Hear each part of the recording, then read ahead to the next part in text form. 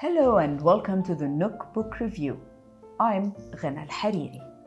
What happens when a woman who has it all, degrees, career, mortgage, independence, realizes she is unraveling? Beyond Superwoman by Cindy Moussi isn't a self-help manual. It's a quiet revolution. It's about breaking down, not because you're weak, but because you've been strong for too long. Cindy Moussi was supposed to be living her post-year off-grid, barefoot, sipping tea on Australian acreage. Instead, she found herself breathless with panic, untethered by grief, surrounded not by serenity, but by mulch, dread, and the ghosts of inherited trauma. And thank God she did, because what she gives us in this book is nothing short of a lifeline. This is Memoir meets Manifesto.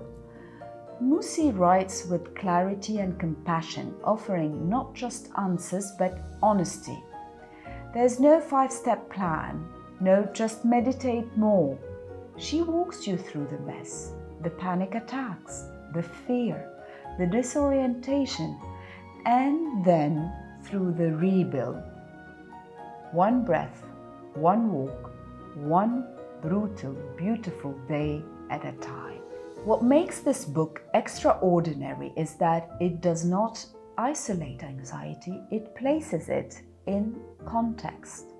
Moussi looks not just at her own breakdown, but at what precedes it. She was born in war-torn Beirut, raised in survival, taught resilience, like a second language. The anxiety wasn't random, it was inherited. And in tracing her story, she invites us to trace our own. There's quite radicalism in that, in asking not what's wrong with me, but how could I not carry this? Moussi's honesty is the soul of this book.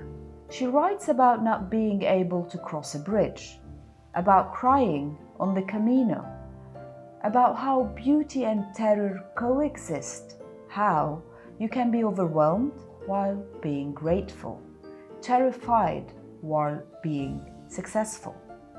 This book says what so many of us feel, that being a woman today often means being competent and crumbling at once and still showing up. What elevates Beyond Superwoman above most memoirs or mental health books is Moussi's refusal to resolve the mess. She doesn't give us transformation porn, she gives us truth. Healing is not linear. Strength isn't silence, and the cap, it's optional. She redefines power, not as perfection, but as willingness to pause, to listen, to not be okay. If you are a high-functioning, anxious woman, a woman balancing burnout, a survivor of trauma that no one sees because your resume is too shiny, this book is for you. Beyond Superwoman doesn't preach. It extends a hand and says, I've been there, it's not your fault, and you don't have to hold it all together. Read it, highlight it, give it to your strongest friend, especially the one who never asks for help. Because maybe what we need isn't to be Superwoman anymore. Maybe we just need to be seen.